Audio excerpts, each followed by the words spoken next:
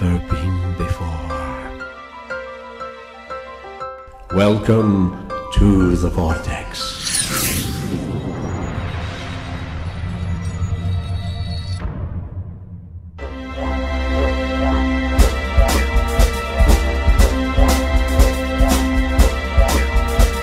When I went to South Africa, I was going to a boarding school, and I loved biology, and I was always out in nature studying the bugs and the plants. I loved to collect insects and bird eggs for my biology class. One day when I was out walking up a valley, there was trees on each side, and this great big huge disc started to move across in front of me, probably about a quarter of a mile ahead of me in the valley. And this thing was very large, and the only thing I can liken it to is a dinner plate on its edge. It was sort of a pinkish color, and the edges of this flying saucer were not clearly defined. And the thing that was amazing me most of all was that the trees, the surrounding trees, were being reflected from the craft as it moved across the valley in front of me, and it was very slowly turning, very slowly rotating, and all of the trees were upside down. In other words, it was a concave image that I was viewing. After I lived in South Africa, I moved to America, and I finished my education in America, and I joined the Marine Corps. And I had 2 years of active duty. And after I was discharged from the Marine Corps, I joined the Hobo Society, and I was a hobo for 2 years. I did ride the rails, as they called it, hopping rides on the freight trains. I ended up in Omaha, Nebraska, and I went to work for the railroad. And during my tenure as I worked for the railroad, one of the people that I met was a philosopher, and I was so excited to meet this philosopher because I was able to exchange some of my ideas. I had no, up until then, I didn't have anybody to express my ideas to, and I started learning philosophy from this person, and as a result of our friendship, we moved out into Arizona, and we found a place, an isolated place by a creek, and we lived there for about a year. And all this time I was engaged in philosophical concepts. Well, we ran out of money, so I did go to work. And I started working at a copper mine. And in about 1979, I met a man, and he claimed to be a contactee. Well, I'd never met a contactee before, and we would go out at night, and the UFOs would come over, and I would observe them, and he would relay messages to me from the individuals who were operating the craft. Our association lasted about 4 years, and then he moved away. So I never really had any contact with any of the UFOs for a little while. Then one evening, I was driving home, and I had to drive up the hill, and I had to park facing my house. And I got out of my pickup truck, and this great big huge light, they turned this big huge light on, and I looked up, and there was a ship right above me.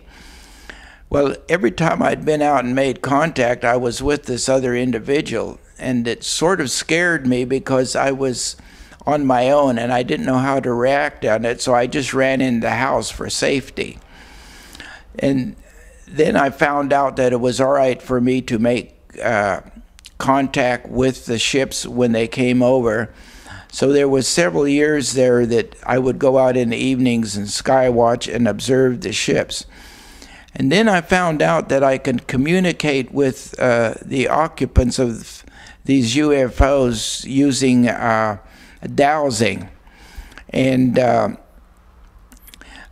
I used my dowsing skills to communicate and find out about the people who are on the ship. And fortunately, I do have a tool that I devised by, and this is called Dr. the map Hawkins in in Sedona, Sedona, Arizona. And the map of consciousness was, it goes from 0 up to 1,000, and from 0 up to 200, we find out that anything that is below that is not in integrity, and anything that is above that is in integrity. So I would use my dowsing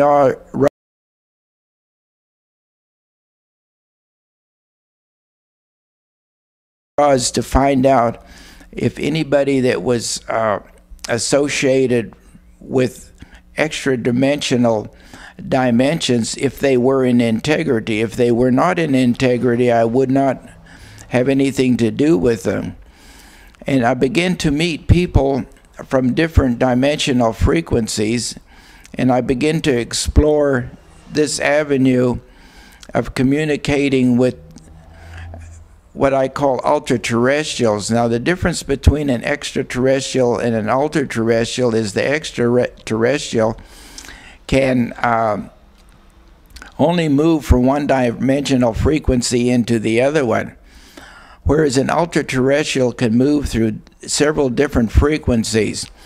And what I found out was that the physical universe can be explained scientifically. And then I found out that the universe that we are used to and that we have studied in school has 7 different levels to it. And I arbitrarily just gave names to these levels in our density.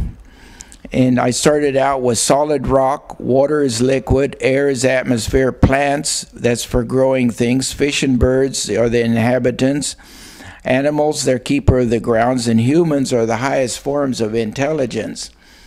And what I found out that many of the people who I was communicating with from other dimensions had 7 levels in their dimensional frequency where they lived. As an example, in 4th dimensional reality, I just made this list here. It starts with vaporous, and then wet, theocratic bands, sylphs, undies, gnomes, and salamanders are the highest forms of intelligence in that dimensional frequency.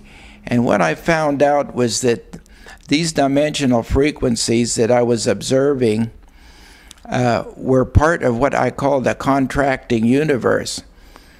The planets and the solar system and the scientific realm of the expanding universe, the best way I can explain it is if I was a human being and I could leave my body and I can move far enough away from my body till I became a dot, and then I would look and I would see my car, and I could move far enough away to where the car became a dot, and then I could move far away to where my house became a dot, and I could move far away to where the whole planet just became a dot, and I could move far enough away to where our solar system just became a dot, and move on out into the galaxy and move far enough away from the galaxy till it became a dot.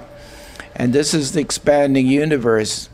When I found out that the contracting universe, you can go just as far into the contracting universe as you can with the expanding universe. You can go into a molecule and it seems very big, and you can move away from the molecule till it becomes a dot, and you can go into the atom and you can move far enough away from the atom till it becomes a dot.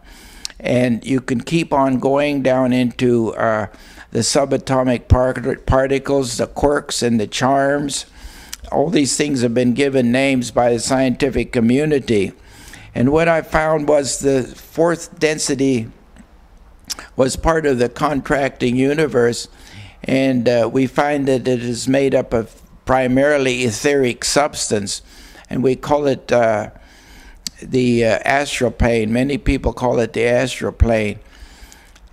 And if you move through the astral plane to go on into a deeper density, we find that this is called the 5th density. And I just arbitrarily made this list of the 7 levels of the 5th density.